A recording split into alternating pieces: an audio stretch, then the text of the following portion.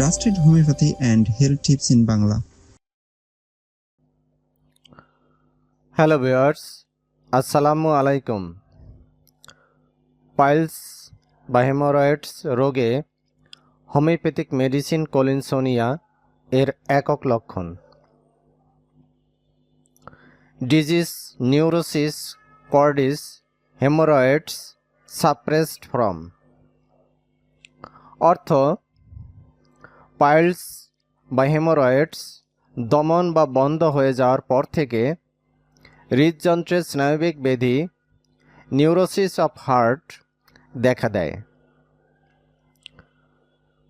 যখন কোনো রোগীর পাইলস ছিল, পরে হয়তো অপারেশন করে বা বাহ্যিক ওষুধ দিয়ে বা জোর করে রক্তপাত বন্ধ করা হয়েছে, তখন সেই দমন সাপ্রেশন এর ফলে শরীরের বাইরের নির্গমন পথ বন্ধ হয়ে যায়।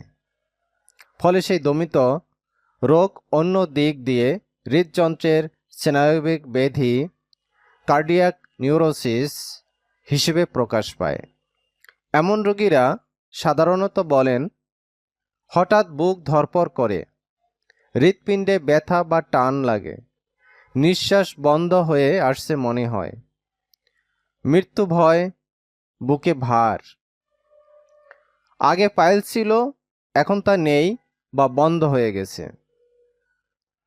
হোমিওপ্যাথিতে আমরা জানি, যদি শরীরের কোনো ডিজিজ বা এক্সটার্নাল এক্সপ্রেশন যেমন পাইলস, একজিমা, ঘাম দমন করা হয়, তাহলে রোগ আরও গভীর অঙ্গে চলে যায়, যেমন হৃৎপিণ্ড, মস্তিষ্ক, ফুসফুস ইত্যাদিতে। এখানে হেমোরয়েডস সাপ্রেসড, নিউরোসিস কর্ডিস মানে রোগ ভিতরে ঢুকে হৃৎপিণ্ডের স্নায়বিক স্তরে আঘাত করেছে। সংক্ষেপে, মূল রোগ পাইলস বা হেমোরয়েডস। দমন করার পরবর্তী ফলাফল হৃদযন্ত্রের স্নায়বিক ব্যাধি নিউরোসিস কর্ডিস। কারণ পাইলস বন্ধ বা দমন করা হয়েছিল। ওষুধ কলিনসোনিয়া।